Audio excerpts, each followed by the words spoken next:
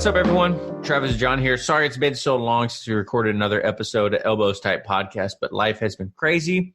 You'll hear in the episode later, I talk about how I have a newborn son who takes up a lot of my time. He really does. Blessing to have in my life, but it is not easy to have a newborn and a podcast, and then top of that, other things. So welcome to another episode. It's been a while. I see you guys out there still listening, still downloading episodes and whatnot, so I appreciate it. You guys are fantastic. But Jon, what are some of the things that we talked about on today's episode? We talk about I'm still down here in San Diego trying to stay in shape. We talk about some weightlifting, some goals, some things to look forward to, and of course, life during this pandemic. Yeah. I think we touched a lot of good points today in this episode. Jon's training down in San Diego, my training up here, the differences of what we're used to and what we're not used to. And then we kind of touch bases on what it's like to hear a message from someone that is the same message that you always hear, but just said slightly differently, and just how that affects you. So it's a good episode. Please listen to the whole thing. Also, like and subscribe our YouTube channel if you guys haven't already. Also, follow us on Instagram, all that stuff, in iTunes, all that good stuff. So, but we officially have our first sponsor of the podcast. Woo! About time. Golly, we are moving up in the world. It is Crown Rash Guard.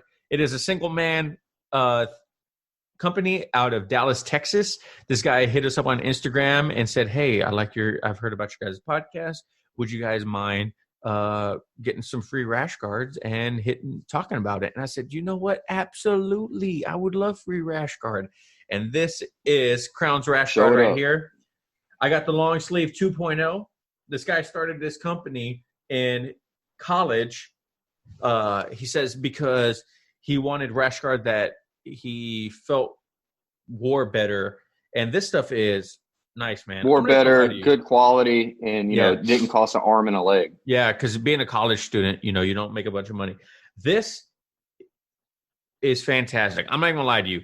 I wanted to use it a little bit before I talked about it on the podcast, and this is probably my favorite rash guard I have. It is thin, but it doesn't feel cheap. It holds my sweat. It feels fantastic. The quality is amazing. Look at the stitching right there. The stitching is great. Absolutely love it.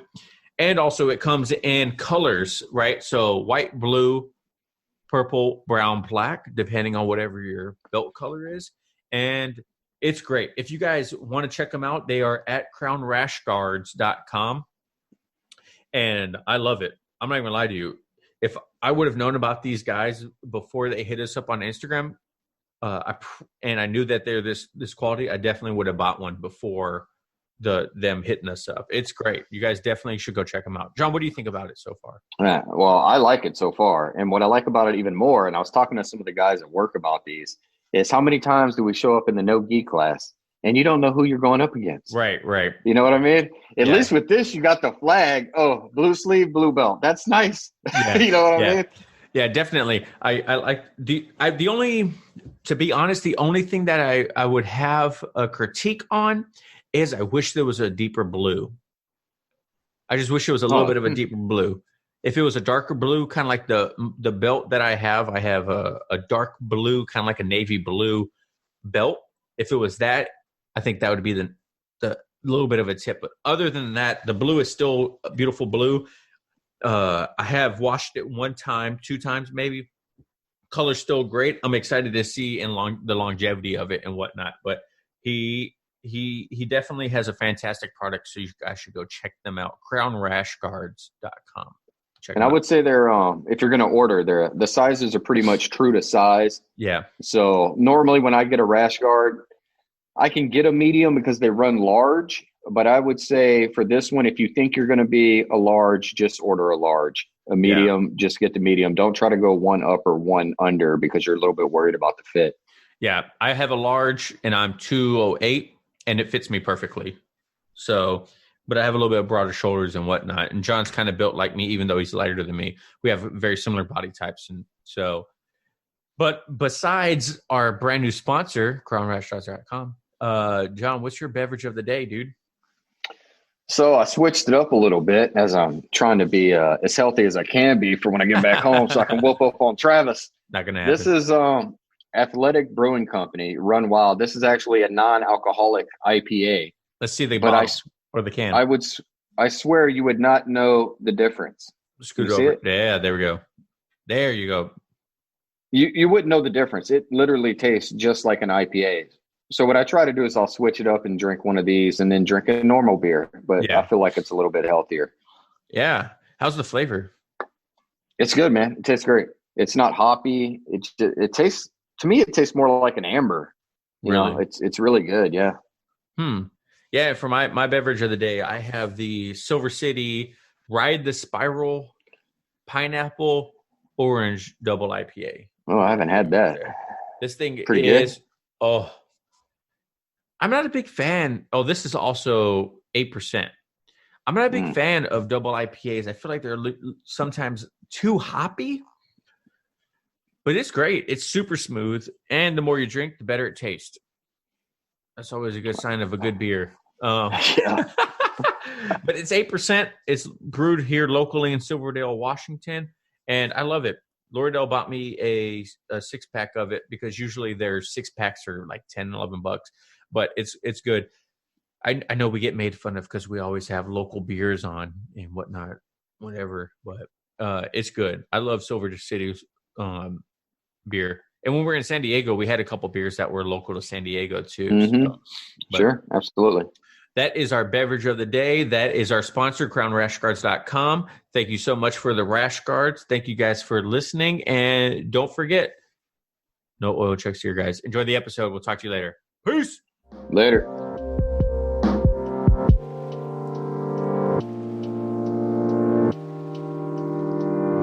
Welcome, everyone, to another episode of Elbows Tight Podcast. It's your host, Travis and John. John, how you doing today? Doing fantastic. How you doing? I'm doing great. Helped a friend move all day. That was real exciting. And now I'm finally sitting at home drinking an ice cold beer. I've been pretty lucky, man. The last couple times people have asked me to move, I've either been injured and couldn't help or I was somewhere else. Really? I told Loredale, I was like making the joke. I don't mind helping people move. That's why we do it so often whenever we can. But some days I'm like, you know what? I should have had a doctor's appointment today. I should have got baptized. Yeah. I should have got recircumcised. I don't know. Something besides. All sound better than moving. I hate moving. I don't mind it too much. It's I feel like people help me out so much. It's kind of like me paying back to them. You know what I mean? So I definitely don't mind helping out people when they move because I know hopefully it comes back. Hopefully it comes back around. You know what I mean? So, But then we did that today. Did some jits yesterday, and that was real fun. That's nice. Up here, it's not as restricted, I don't think. Or if it is, I did not do jiu-jitsu yesterday. I haven't done jiu-jitsu since the lockdown started. If anyone is listening to this. So you've been back to it pretty hard now, for like a good last, month and a half? Yeah, I mean, since I came back, I started kind of going more regularly. Yeah. I usually go twice a week because I usually have class on Thursdays. So, but usually I'll go twice a week. I'll go on Saturday and then on our Tuesday. We're switching back to no gi or to gi on Thursdays now. So now it'll be gi Tuesday, Thursday, and then Wednesday open mat will be gi or no gi. Gi or no gi, yeah. Or no gi open mat, and then Saturday's gi or no gi. So I will miss the no gi class. I like that class, but yeah, it's all good. Well, I mean, once everything kind of goes back to normal, then I'm sure we'll be able to get of a more normal class again. You know what I mean? Because I mean, before COVID happened, we were 4 times a week, Monday, Tuesday, Thursday, Saturday kind of thing. Right. And it was like Monday, Tuesday, gi, Thursday, no gi, Saturday, so, but as of right now, it's nice just to get back on the mat, and it's all starting to come back to me because we took so much time off, especially in San Diego. We took so much time off. Now it's time. When we first got back, when I first got back, I'm sorry, back home, I was like, man, I am getting my freaking butt kicked right now by everyone, dude. Jordan, we had him on like episode 10 or something like that. Jordan's 160 pounds soaking wet. And he just rocked my world with pressure. It was so uncomfortable to have him on top of me. I couldn't even believe it, and I guess that's what happens when you don't feel that for so long. And then you jump back in it, and it was a nightmare. So it's nice to finally be back into it and being more regular. So you were going pretty hard there for a while too, though. Yeah, but now I'm going to be in your situation. So yeah, I started going back, started getting into it, feeling great. Yeah. And then, we're much more restricted down here, as you know. Yeah. But now it's even more so than when even you were down here. Oh, really? And I didn't mind continuing to go to the jiu-jitsu, but unfortunately, everyone was getting it, the COVID. Some of the people I was rolling with, some of the people at work. I think we had 30 to 40 people out at a time at work. Bro. So while I don't mind taking the risk, there's no one to replace me at work if I were to get it. So that was kind of the final straw, especially since I only have a few weeks left here. Right. So you don't want to get the Rona. I don't want to get it right now. I don't mind getting the Rona too much. I don't mind getting not right I don't now. want to get it right now. Yeah, absolutely. But man, I was digging the training. The training was fantastic. Yeah. What was it like? I was trying to think about what I liked about it most, and I think they had such a large quantity of different colored belts. Like every class had a couple black belts, a couple brown belts. Yeah. Purples, and it felt like just being a blue belt there. Like there's just absolutely no pressure for me to know anything or really do anything. So it was just nice. So it was like, just picking up the classes and just going in and having fun. That's too funny. I'm going to take that with me when I start going back home. I'm just going to go to the classes and have fun. I'm not going to worry about it. Yeah. And I just think you lose sight of that sometimes when you start going, for a couple years at a time. You just forget to have fun with it. Yeah. It's nice to revisit that. Yeah, I definitely agree because I've been telling Cody, our lead instructor, if you guys don't know, I think it was like episode 2 or 3 once again. But I've been telling him lately, like with our classes, he started taking over again. And no offense to our professor and all our other coaches, but there's just something different when like the way you start jujitsu. Cody started us on our jujitsu journey. So for him to come back and kind of start taking over our jujitsu again, it's like fun. It's like, I really enjoy the way he teaches, the simplicity behind a lot of his stuff. The way he was brought up in jujitsu isn't, a 17 move for a single submission or a sweep or something like that, right? Like it's a lot of very simplistic things. And then on top of that, we have a new black belt that's been dropping in lately that has been teaching us just amazing stuff. He's a Carlson Gracie black belt. He's been a black belt for like, 10, 15 years or something like that. And we'll probably have him on the podcast too. I'm actually going over there this week to help him set up his podcast stuff. Oh, nice. Yeah, because he wants to start doing a podcast about different, not a jiu-jitsu podcast, just different things about his podcast. But so he asked me to come over and help him out. I said, yeah, by all means, I'll do it for free. I don't even care, man. So I'm going to go do that for some one-on-one lessons. I like what you did there. Yeah, right. I like that. But so I'm going to help him. But he's been teaching a lot lately. And it's kind of like one of those things. It's like you get fresh eyes on you, and then people start like kind of pointing out your faults. So I knew I had faults in my game, but it was crazy for him to come in and make me feel like I had more faults than I thought I did. You know what I mean? Like he's like, yeah, we're rolling. And I always thought I was being patient, right? We've always been taught patient. Don't force anything, like wait, feel it out kind of thing. You know what I mean? Like don't go 100% all the time. Well, the guy that's been dropping in lately, his name's Sean. The way he kind of does it is completely different. He's a wrestling coach. Two, he's competed at a very high level and won worlds in multiple belts. And so when I first started rolling with him, I would kind of do the same thing of, oh man, I'm in a bad position. I should wait. Right? I don't want to make this worse. So I'm just going to hang out and wait to see kind of what he does. You know what I mean? And apparently that's wrong. Just making a long story short, he's like after probably about a good 3-4 times rolling with him, I started to really try to turn my game up, I guess you could say, on him, or turn my intensity up. Like I started getting back in the flow of things. I started feeling better, started moving better, and then so the rolls with him got a little bit more intense. He's a black belt. I'm a blue belt. So I don't feel bad really going a little bit harder. But at the end of one of our rolls, he was like, that's what you need to do. That was a good roll. You need to keep that intensity. And I stopped him and I asked, I was like, what do you mean by my intensity? Like, am I going too hard? Or he said, no, you're being slow before. He's like, you need to turn it up. And I was like, I've never heard that one before. So that was a good eye opener.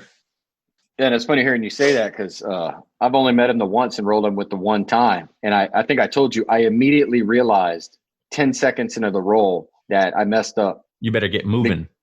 But it was too late. I started slow like we normally do, and, patient. And I immediately knew that was the wrong thing. Like from the get-go, I knew I messed up, but I could not recover. Yeah. And I was like, all right, lesson learned. If I roll with him again, I'm coming out the gate like a thoroughbred horse in a race. Because I was like, never going slow again coming out. Yeah, he's great, man. He teaches very simple things. We've been playing a lot of half guard lately, and a lot of the stuff that he's been teaching in half guard is all about like using.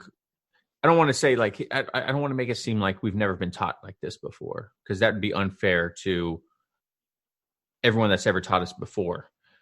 But it's just different hearing it from someone different, right? You know what I mean? Like you could hear the same message over and over and over again from the same person, but then someone might tweak the same message just slightly, and then it's refreshing. You know what I mean? Like they might just say it, or it resonates differently. Maybe you understand it differently. Yeah, exactly. Right. So I think that's what's happening is, he just says it differently or kind of puts his own twist on it. And so it resonates differently with me. And so a lot of stuff that he's teaching us, it's kind of like when Professor Al first came to us and he taught us the monkey grip, right? That was like oh my God, like this grip is just like mind blown. So it's like that. It was nothing against Cody at the time. It was just a different piece of information we had never heard before. Or maybe we did, and we just it never caught on with us, right? And then he came in and said it, and it was like, oh wow, that's different. I feel like that's the same with Sean. He's saying something that we've probably heard before, but he says it differently and has a different way of teaching it, and so it's kind of like refreshing. I'm like, this is so dope. Like I just can't get enough of this, So would you say it sticks that way? Yes. Yeah. Yeah. The way all the technique that I have learned since. And once again, I don't want this to come off as kind of like throwing our school under the bus or anyone that's ever taught me before under the bus, but the way we're getting taught right now, I feel like in 2 weeks, a class that I learned a month ago, I could still tell him what he taught me.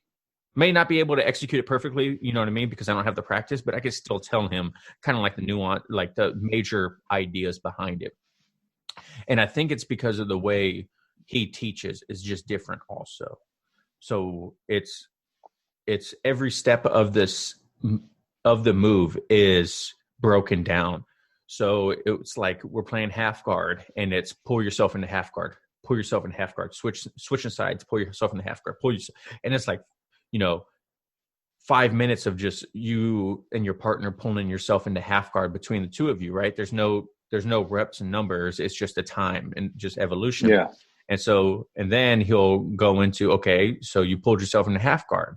You don't have a knee shield. This is how you should do a knee shield. Now I want you to pull yourself in a half guard, knee shield, pull yourself in a half guard, knee shield. You know what I'm saying? Just so on and so forth. And so I think that way, especially for someone like me, where I lose it real quick because my mind is like scattered all over the place. And it's been like that in school and everything like that. Like I have to have it very simple. And even when Cody teaches now, I still find myself drifting. You know what I mean? So, but it's good, man. I'm really enjoying it. So how Well, is there might be a lot of it also could help too that, you know, like 2 years, shit, we're probably like 3 years into the game now, right? Yeah, he's gonna be 3 years. I think it's like a combination of that.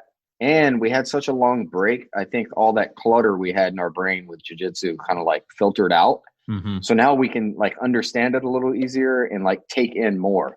Yeah. Because I feel the same way. You know, I could never explain positions. And I don't think you could explain how to do an Americana. Yeah. And then I'm going to this school down here and I'm like, oh yeah, we just did half guard with the knee shield. And now like I can remember like all the ways to get to my submissions from there and all this. I would struggle with that, you know, previously. And I'm like, I haven't forgot it. And it's been 2 months. Thank God. Yeah. What really, like when you told me how they were teaching you down in San Diego, I was like, I started to like pay attention a little bit more because of it. Cause your like excitement got me thinking like, oh crap, man.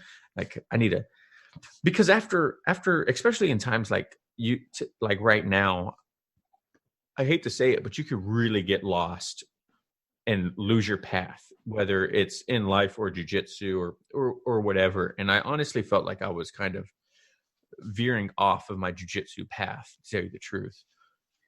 And I wasn't really loving it. I was kind of felt like I was just going in through the motions and whatever. And then like our separation and you experiencing that out there kind of like, I was like, man, I missed that fire. Like you had this like fire in you. So I was giving you that pep talks after I got out of every class. Dude, I know. And so I was like, I gotta turn my life around. Like in my jiu-jitsu life.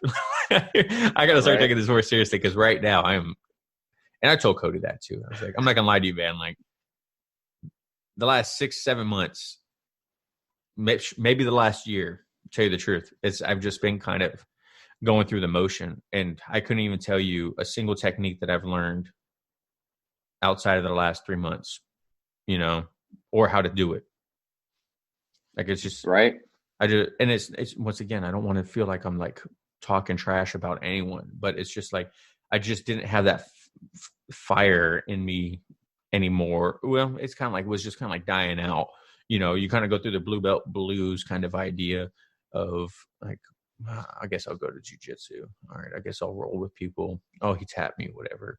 Oh, I tapped him, whatever. Like I didn't hate it and I didn't love it. I was just kind of there. You know what I mean? Yeah. Well, I think one thing too that was interesting at the school down here is the way they do the class. It has to be a higher belt with a lower belt. So regardless of what belt level you were, you had to be with the lower one as your partner. Oh, okay. So like I always ended up with, you know, a white belt as the partner, and it made me have to explain to them what we were doing, and it helped me retain the information. Yeah. So that was interesting. I never did that back home. Yeah. And I was like, oh. I mean, we do that a little bit now, you know, even before you left, they were like, you know, higher belt or newer person with the more experienced person, but it was never really.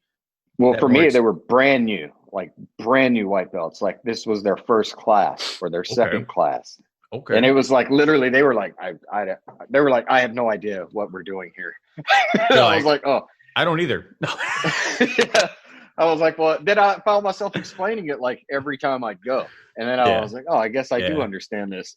You're like, oh, hold on a second. This is a real thing. I remember how to do this. Like, yeah, for sure. That's funny. But so what is good? What's some of the stuff you guys go over out there, and how is it? What's some of the stuff you've been going over, and how is it? I don't want to say how is it taught, but what do they emphasize on? Kind of idea, you know what I mean? Like do they kind of give you different key points than you get up here and what to look for? You know what I mean? Like, what's so different about it? No, I wouldn't say it was different like that. What was different, for one, the warm-ups were long and brutal here, but I think that must be everywhere. Apparently.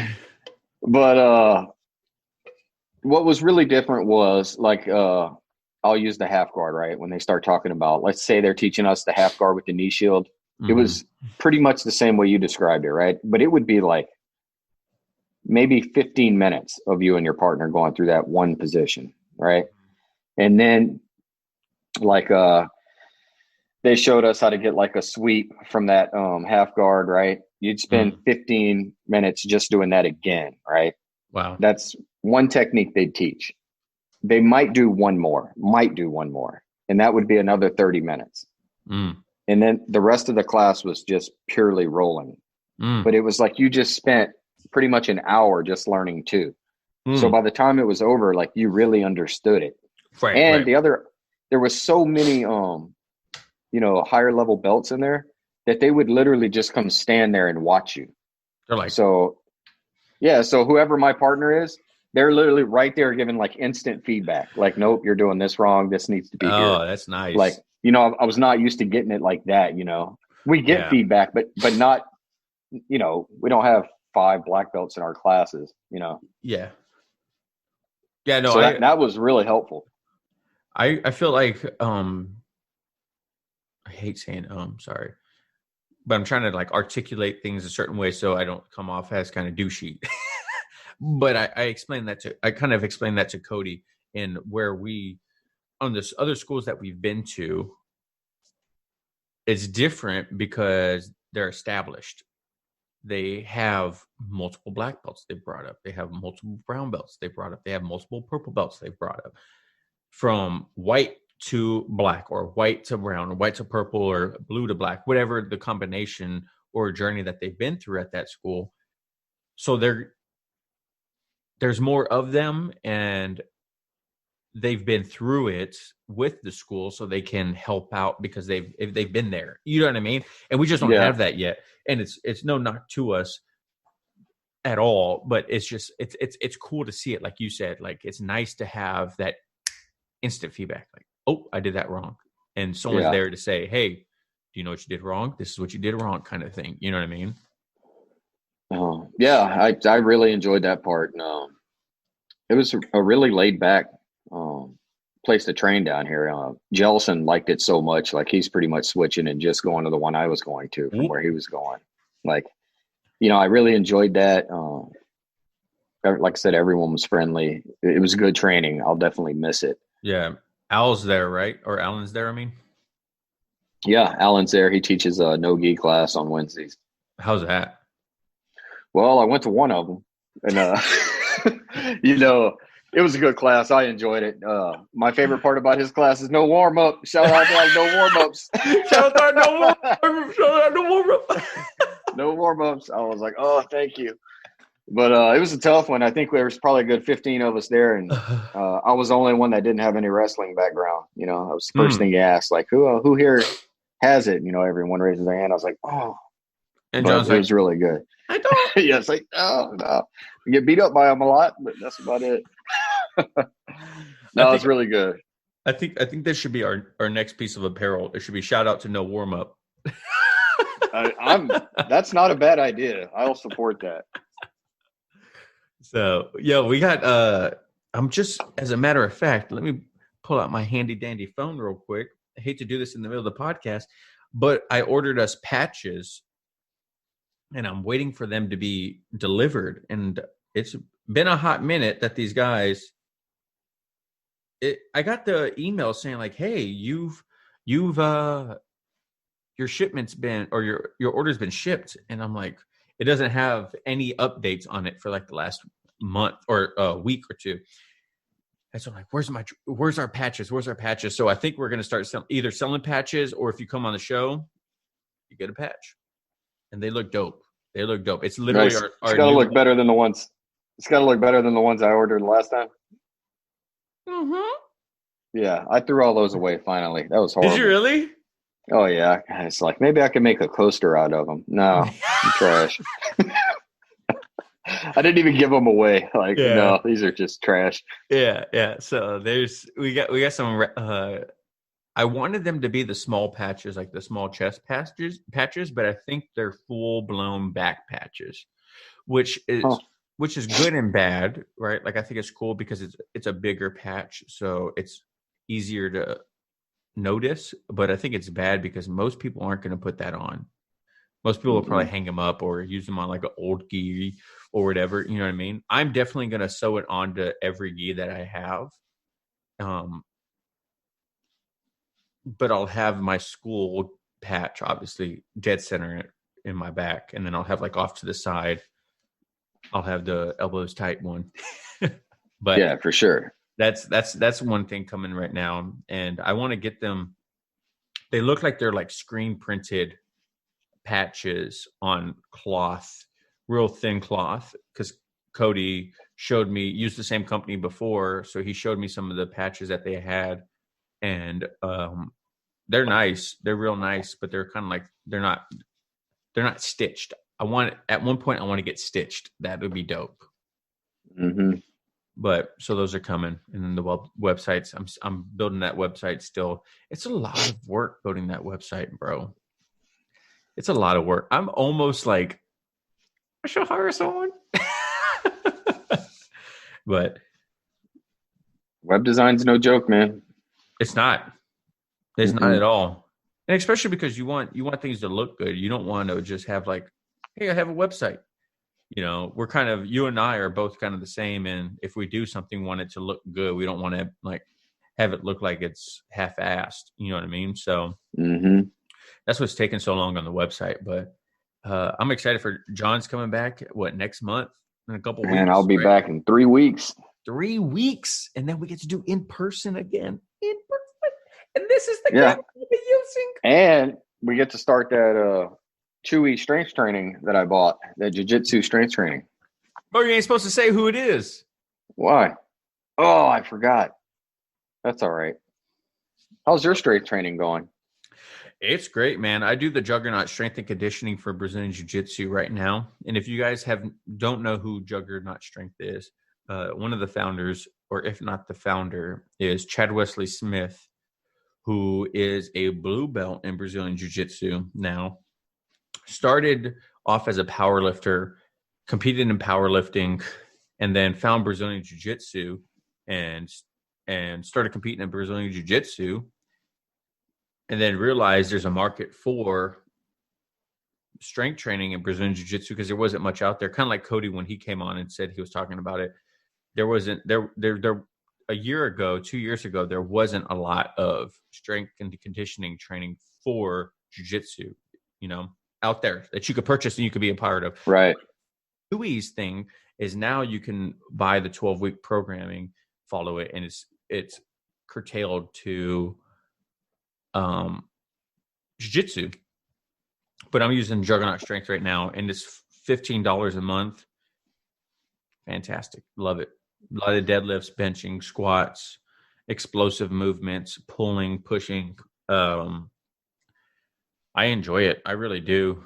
It's not made to make you lose weight. It's not made to make you bulk up. It's just made for you to get strong for jiu-jitsu, which is nice. So I definitely feel like my strength in jiu-jitsu is going up. And in general, I mean, if you work out, you're going to feel better too. So it's nice. It's been What kind of equipment you need for that? Just like a squat rack or? so when you fill out your first like initial questionnaire kind of thing that they send you, they ask what kind of equipment you have available around you. So if you Mm, have a full gym, you can say I have hack squat, I have leg press, I have blah blah blah blah. But if you have none of that, then you just say I have a barbell, I have a medicine ball, I have free absolutely weights, nothing. I have absolutely nothing, right? And I think they send it out based on what your equipment is. Like I have pretty much a full gym garage now.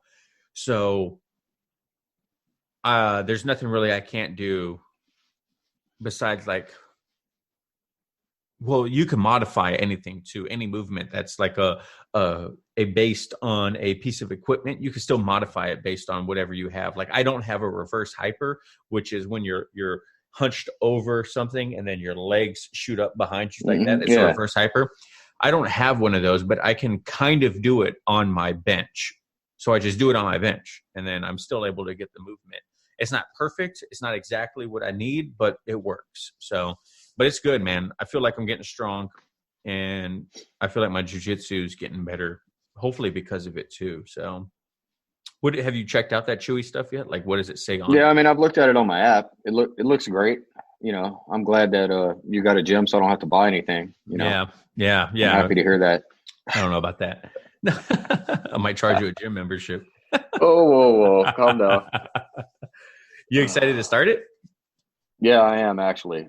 Yeah. I'm trying to do what I can out here, you know, to stay in shape. Yeah. I've been running a lot, so I'm probably averaging 10 to 12 miles a week. To me, that's a lot. That might not be a lot to everyone else. Well, let's calculate that. 10 to 12 miles a week. Are you running 7 days a week, 6 days a week, 5 days a week? 4 days? No, I try to go every other. So what's every that? other day? So 4 days a week?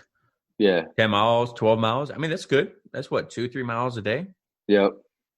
That's more than I do. Well, it's funny too, you know, I was running on the beach the whole time you were down here, but I decided to run on the pavement for the first time. That was horrible. Bye-bye shins. Horrible. Blisters. Hello, blisters. Oh, yeah. That's right. I was like, this is horrible. But I went and bought some running shoes, and that seemed to help. So. Oh, did it? What kind of running shoes did you get? Just a little pair of Nikes. Okay. When I ran the 2 marathons that I ran them in Nike Free Runners. They were great. I think that's what I have actually. The Nike Free Runners? Yeah. You hear me cracking open that second beer? Yeah, look at you. Ooh. It's delicious. I haven't seen you drink at all since starting this episode, making me feel like an alcoholic. Do you have a goal in mind for like a certain weight or anything with the lifting? Yeah, so I started actually working with Cody for nutrition. Starting next week, I'll be a client for Cody on nutrition. And my goal is I want to get back down to like 185. I'm like 208 right now. I got that COVID-20 going on. And 208, we are not rolling when I get back. Yeah, I'm going to crush you. You're not. Yeah, I think I weigh like 176. Bro, I'm about to literally crush you. The soul is not only that, but I've literally been working on nothing but just like crushing people. Like soul, like I just want to pressure people. You know what I mean? And so I've been learning crazy wrist locks. So that's okay. Be prepared. That's okay. Because when I just mount you and then you're like, that's gonna be something different. But I want to lose weight and get down to like 185, 180-ish. And then because I don't want to compete at how heavy I am right now, because watching Nate get his butt absolutely handed to him. I wouldn't be in that weight class because I'm not as heavy as Nate. Nate was like what, 220, 230, something like that. Well, I think he actually weighed like 208, but whatever class he was in, once you're in it, like anyone's weight is, could be 280, 290, or like that guy he had that skill didn't even read it. That's crazy. So I don't want to be in that weight class is what I'm saying. So I want to lose weight, and then I just want to get stronger. I enjoy just working out, tell you the truth. I enjoy physical fitness. I enjoy sweating, whatever it is, whether it's spending 8 hours of moving. I prefer not to do that. Just throwing it out there. But if it's working out through, actually my day-to-day life, or whether it's in the gym, I just like being active and working out and having it tailored to something that is a passion of mine right now, like just makes it better, honestly. Having it to where I have one passion and then my second passion ties into that passion is like, just makes it better. So strength and conditioning is my first passion. I will always love to work out. Jiu-jitsu is second to that. So if I stop jiu-jitsu, it's okay because I still like working out. You know what I mean? So the two marrying it together just makes it better. It's a lot of fun though. I can't wait for you to experience the training. And Are you I'm finding are you finding it easier, like because you're not going to work at the same time? Like, are you feeling more rested? Like you got more energy to do all these things now? bro, I have a No? newborn. If you guys don't know, I have a 9-week-old baby. He's 2 months today. They just sleep at this age, though. You know what I mean? Like they sleep, you sleep. That's supposed to be what happens. No. What happens is he sleeps, and I'm worried if I'm crushing him to death for 3 hours while he sleeps. And then he wakes up and he's hungry. And then I feed him. And then he goes back to sleep. And then I'm worried if he's getting crushed for 3 hours. And then he wakes up and then he's hungry. And then he goes back to sleep. No, I have a newborn. If you guys don't know, I have a son. He's 2 months old today. And he's amazing. I absolutely love him. Never want another child, but he's great. But I don't get much sleep throughout the night. What's funny is one night he slept, I think it was 5 hours straight, 6 hours straight through the night. Lordo and I woke up and we're like, In a panic. what just happened? You know what I mean? Like for all the parents out there, you know what I'm talking about. Like you're like, that was not normal. Is he alive? Yes.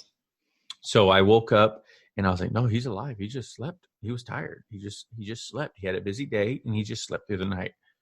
And so in my head, I had got 4.5 hours, 4 hours of like continuous sleep.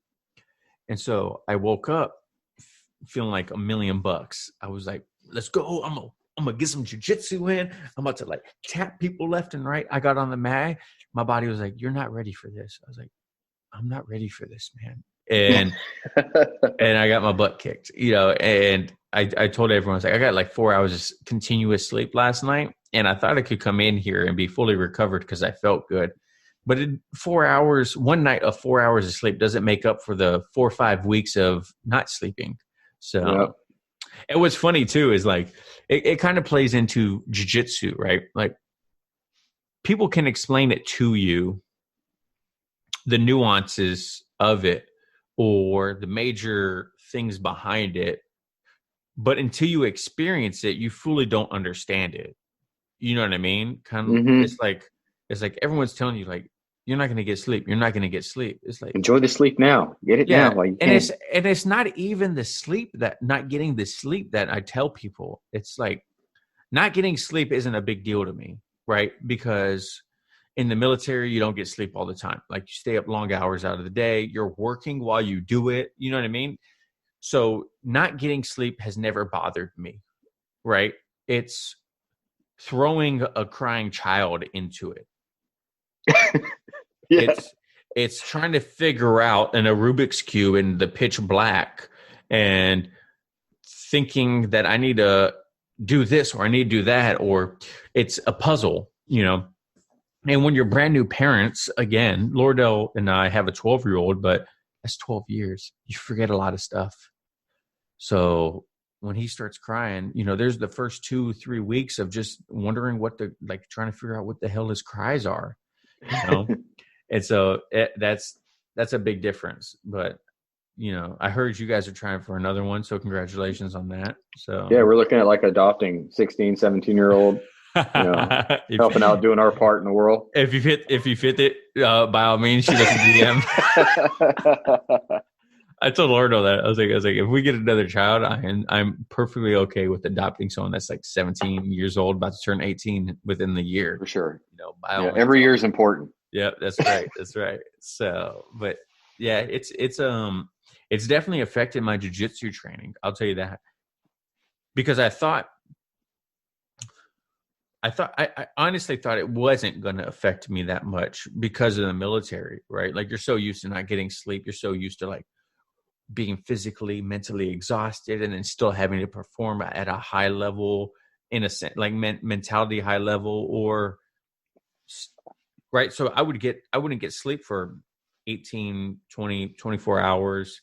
I would be working straight, right? And then something would happen and I'd be up for 2 days, literally 2 days, 30 hours, 36 hours or whatever. But at the end of the day, like the whole time I still have responsibilities and I know I have to perform a certain duty at a certain capacity, right? So I was like, a child, it's not going to be that much different. No, bro, it's crazy. It is absolutely nuts, Yep. So I didn't think it was going to affect my jiu-jitsu as much as it did, but on the mat, I feel it.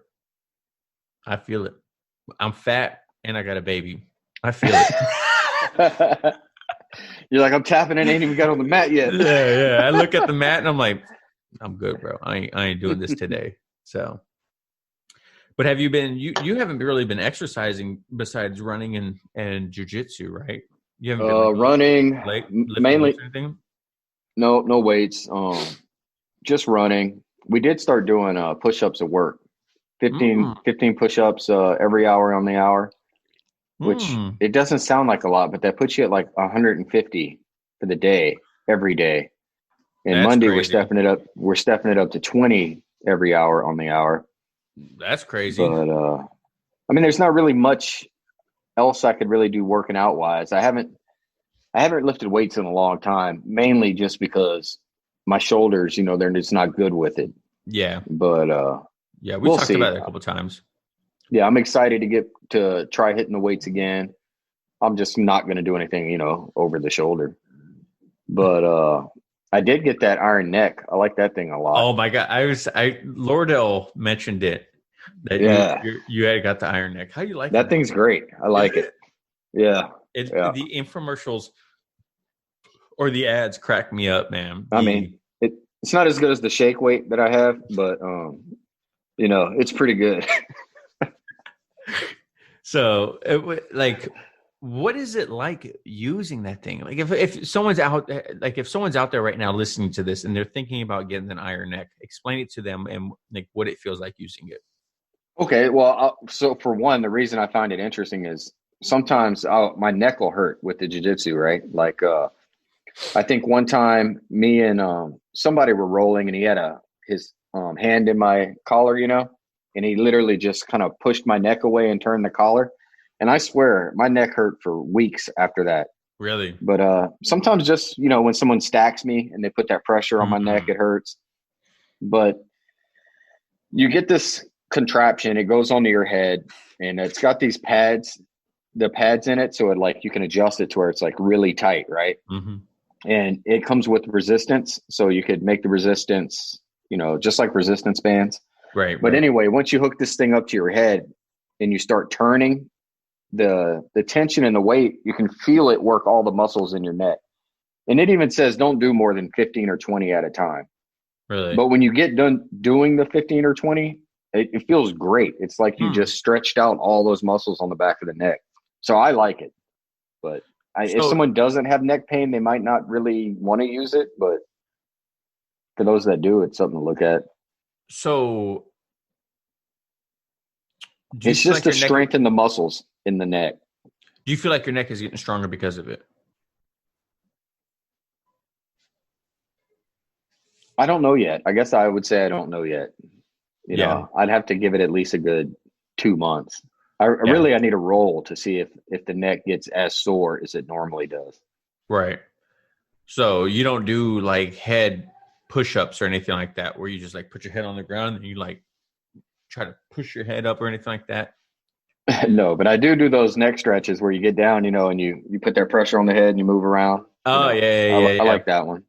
Yeah. So would you recommend it to people and just in general? I'm going to say the jury's still out, so I don't know yet. I'll give it some time, then I'll give a good review. We'll bring it on the camera. They can take a look at it. There you go. And they'll sponsor an episode. Maybe. If you're out there, Iron Neck, we're always looking for them. Yeah, I'll wait to give it a good, honest review. That way I'll use it until we get back. I'll get some rolls in, and then we'll see. Yeah. What are you looking forward to most when you get back home? Well, obviously reuniting with my family. That'll be great. Okay. I had to say that since he asked online. That's not true. No, man, I'll be happy to get back. Just getting normal routine. Yeah. Get back to training.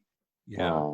In-person episodes of the Elbow Type podcast. Yeah, it'll be a lot easier to maintain a schedule. Yeah. Yeah. diet. I haven't cooked a meal in probably 2 months. Everything's been in the microwave. Why? I just don't feel like it. So Yeah. Mark Sisson, the paleo guy? No. Really? Really. Never heard of Anyway, him. well, your favorite grocery store Whole carries Foods? what? Whole No, Foods? grocery outlet. Oh, Grocery Outlet. I love me some Yeah. Grocery Outlet. I'll tell you that. I do love me some Yeah. Grocery Outlet. They sell bags of this paleo food now that you just throw in a skillet. So basically, I've just been living off of that. So nothing but sodium. I mean, it's pretty high in the sodium. Yeah. Yeah. It's pretty high, which, it's better than McDonald's. How are your ankles is the real question. Let's put it this way, Travis. I don't weigh 209. I'm still sitting at a good 176. Well, thanks, guys, for enjoying this episode of Hello Site Podcast. No. So yeah, man, that's exciting. Is Revolution going to happen back home, or is it still out? I don't know. I think I see that IBBJF is sanctioning meets right now. Yeah, I see stuff happening and places. stuff like that. So I think for lower level competitions, I don't think they have the capacity to follow the regulations that are required right now. Maybe they do, maybe they don't. But I don't think Revolution is going to happen because it's usually February, right? February, September, March. Yeah. I haven't seen anything about it. I don't think it's going to happen anytime soon, to tell you the truth. Bummer. But it'd be cool. Another reason why I want to, or why I'm doing the strength conditioning and why I want to lose weight is because, like I said, I really do want to do a competition, especially doing the strength conditioning for jiu-jitsu. I want to see if it translates over in competition. So that's one of the things that I'm looking forward to, is doing a competition and as a blue belt and seeing if I could tell a difference. Because, I'm a well-respected white belt, so a 6-stripe white belt. So now I'm a 1-stripe blue belt. That's a lot of stripes that I had under my belt, so That's right. I kind of want to just see if it plays out and if I end up getting my butt kicked or not. So I'll probably get my butt kicked. It's okay, so, but you going to compete again, or are you good now that you did it? I don't know. We'll see. Yeah. We'll see how I'm feeling. Yeah. You get into that age, bro, you might break a hip. I did check their website the other day, and they did post the last results finally. So you do see my name on there for the 195 weight class. Ooh, how's that feel? It was good. Would you get second, right? Third. It's been so long. And I'll never do 195 again. So if I do it again, I want to be at that 180 weight class. Yeah. That's where, if I can get down to 185, 180, then I can cut into that below 180 in a gi. So I just bought a new gi too. I bought a Hyperfly, like ultralight gi. I bought an A3 because I saw that they weren't shrunk, and I'm a little bit heavier now. So I was like, okay, well, I'll get an A3, and then I got it. I'm an A2. Still an A2. That thing is, I'm like swimming in it. So I washed it one time, put it on dry, kind of on high heat, and it worked out pretty good. It shrank it just enough for right now. But if I lose weight, I'll probably have to do that 1 or 2 more times, and it'll fit even better. But dude, this gi, Hyperfly knows what they're doing. This gi is fantastic. I love it. It is so comfortable. It is so light. And it's like a high quality, super high quality. So I can't complain about it. It's nice. You still rock it. You haven't bought a new gi in a while, have you? Well, I had to buy one at the gym down here. That's like part of the requirement of going there. Oh, but really? It was nothing special. I haven't bought a new one in a long time. Honestly, that black ultralight Fiji one we bought years ago is still my favorite. Really? Mm-hmm. If I buy another one, I'm just going to replace that with the same one. Oh, you're just going to buy the same one? Mm-hmm. So Charles, my son, he is officially getting back into jiu-jitsu, which is nice. It's real nice. He stopped for a while. John and I kind of had the same agreement with our kids where as long as you try it, we're okay, right? But you have to give an honest try. And since COVID happened, he hasn't been able to really do anything else for fun besides rollerblading outside or whatever. So we convinced him to start doing jujitsu again. So we bought him a new gi, and so now he's gonna start jujitsu again. What's crazy is he stopped jujitsu. Was it the end of last year, beginning of this year? No, it was probably last year. I think it was last year, wasn't it? Anyways, Yeah. he was a C2, maybe C3 last time he did it, and now he's at a C4 or K4, however you want to say it. So he's almost at an adult 0, and he's 12. So I'm like, this is gonna kick my butt soon. Well, Olivia's wearing my old geese. Dude, I was about to say, she was at the class the other night with us, and I saw the Black Label Jiu-Jitsu patch on her gi, and I was like, who else knows about Black Label Jiu-Jitsu? And I was like, oh, it's Olivia. He's like, it's Olivia. Yeah, isn't that crazy? She's wearing my geese. She's wearing your gi. Yeah. That's crazy. Yeah, she's funny. I think you mentioned it. She got called out by Sean, like, Jesus, who gave you your gray belt? Like, kind of thing. Yeah. But I was to go back to him real quick, it made me laugh because thinking of Olivia being in that gi, but he used me as a dummy for, I think it was like one technique or something like that. But he's like, okay, now it's your turn to do this technique on me. He's like, don't mess it up. You're a blue belt. And in my head, I was like, what do you mean don't mess this up? I'm a blue belt. It's like, I've never seen this technique in my life before tonight. I was like, of course I'm going to mess it up. And I didn't. Probably because the fear of looking like an idiot as someone calls me out on my belt color in the middle of class. Yeah. But I'd have messed it up for sure. If they even told me that, I'd be like, I don't even know my name now. Thanks. Yeah. What you want from me? I don't know anything else in the world. So that was real funny. I told Cody afterwards, it's like, I froze up. I didn't know what to do. I was so scared. I was going to mess something up. But yeah, so jiu-jitsu has been a lot of fun lately. Life's been crazy. Been loving it. I'm excited for you to come back so we can start doing in-person podcast again. We got to start putting content out. We've talked about this offline. We got to put more content out. I think I'm going to start us a TikTok, that way. I don't know what that is. What's a TikTok? Yeah. But, it's been good. I'm excited that I still get to train and whatnot, even with the baby. It's nice to still have something that kind of breaks me away from it. Lordell and I talked about it, and it's great having so much time off with the baby. But at the end of the day, like, we don't get that break by going to work. It's all baby all the time. One of us always has to be with the baby. There's no passing it off. Well, I don't want to say passing it off. That sounds kind of bad. But there's no sending it to a daycare for the day so we can go to work and then pick them up, and we have that joy of like, oh my God, I've missed you. Like, keeping my baby. Like, this is amazing. I love my baby. Right now, it's like, take my goddamn baby. I'm tired of my baby. Laura doesn't listen to that, and she's gonna be like, I can't believe you said that. And I'm like, but they don't listen to the podcast. We can say whatever we want.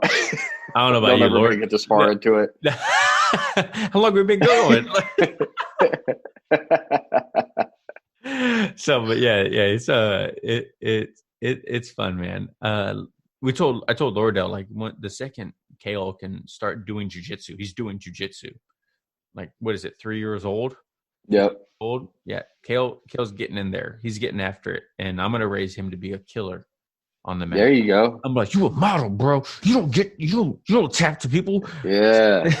Tap out or pass out. Like, 5 years old, throwing knee bars and whatnot. That's like, right. Yes. I catch people in knee bars all the time. I love knee bars. Are like, I love knee bars. I just, I go for them all the time, and a lot of people don't expect them, especially higher belts. And so when I go for a knee bar, they're like, I didn't even think to defend that. I don't finish them because I still suck at them, but I go for them. And it's just funny, it's just funny to see people, how they react when you go for a knee bar. Or what I'll do is I'll also just set up in the position of a knee bar, and then I'll let it go, just knowing that I got there also. You know what I mean? Are they not expecting you to do it because you can't do it? Or I don't remember what they used to tell us we weren't allowed to do. I say that because when I started going to the school down here, they don't have said rules. Yeah, everyone does everything, right? So when I was rolling with the white belts and they were going for toe holds and whatnot, I was not expecting that. I was like, all right. Yeah. No, I don't think there's any rules right now of like for blue belts can't do this. Well, I remember when they were teaching the 50-50 and the toe hold and all that, and they were like, well, you can't do that unless you're a 2-stripe blue belt and above or whatever in our classes. Yeah, I don't think Cody because I remember we that. spent like a whole week on that, and then we were like, well, I was like, well, if I can't practice it, I'm not going to remember it. Yeah, I don't think Cody really abides by that. I see white belts kind of grabbing for ankles, but not really necessarily finishing them. Yeah. Professor Sean does not think a white belt should even look at legs. Like, he got into this dude on Saturday. He dropped back for like a heel hook. First of all, we were in gi. He's a white belt, and he went to grab an ankle for a heel hook. So that three, the deadly three strikes are out. And so Sean was like, hey, white belts don't grab ankles. Like, what are you doing? And he said, oh, I was just doing whatever my friend taught me, because he was a brand new guy. He just started doing it. And he said, you want to see a personality change real quick? You keep doing that. And he's like, you don't know what you're doing. And, it's a legitimate thing. You don't want to hurt someone. Right. A white belt. And we've been there. Right. And especially when it comes to like a heel hook or any type of ankle lock, leg lock, knee bar, whatever. It's not necessarily always the guy applying it, but also the guy that it's getting applied to doesn't fully understand. Escape out of it wrong. Yep. Yeah, right. They don't fully understand what's going on, right? So they're like, that doesn't feel good. Let me turn towards it, and then bam, knee's gone. You know what I mean? So that's kind of why I agree with it. I don't think, but then again, I also think if you're constantly taught it and you're constantly exposed to it, then you don't really have anything to worry about either. You know what I mean? Mm-hmm. If you were a black belt and you had your own school, would you teach white belts from the get-go? Heel hooks, leg locks, and all that stuff. I didn't even think about them as a white belt. So I was like, yeah, no, beyond me. You remember that first time I was getting knee barred? I was like, what is this magic this guy's doing to my knee? And he was a white belt. He was a white belt. Yeah. I was like, what is this guy doing to my leg? But I kept tapping on it just because I didn't even want to mess with trying to get out of it. I was like, I don't know what you're doing to me. John, quick question. What's the fastest way to get out of any submission? Boop, boop, tap, tap. Yeah, the ultimate escape. That's right. I tell everyone that. I'm like, if you're ever worried about a submission, the best way to get out of it. And I'm like, no. I'm like, tap, bro. Yep, you're good. Never fails. Guaranteed to get out. Guaranteed. No ego lost or anything. I've only seen it fail once. That was it. Yep. A tap? Yeah, remember when I was at that competition and that guy tapped? So the guy that was submitting him stopped. But the ref didn't see him tap. So the guy that tapped, right? When the guy let go, he kept going, and he ended up winning that match. Wow! Like everyone saw it. Like they were yelling at him. Like the guy's coaches were yelling. But the guy that was reffing the match never saw him tap. It doesn't matter what the coaches see. It matters what the ref sees. I know. I was like, oh, man. I thought that guy, I was like, he should just quit. Like, he should be like, no, I tapped. You know what I meant? But I was like, no, I didn't do it. I'm out. Yeah. Yeah. I was like, dang. Yeah. I'm excited for things to go back and hopefully competition start again and, and whatnot. But the first competition I'm able to go to, I'm probably going to try to go to if it's possible. because not only that, but I think it'd be a cool story to tell Kale, my son. Like, I competed in jiu-jitsu once. Here goes the video of me get my butt kicked or me winning, or whatever. Or it might strike a chord with me. You never know. I might get out there, get my butt kicked or win, and be like, this is my calling. I don't know what took me so long to do this.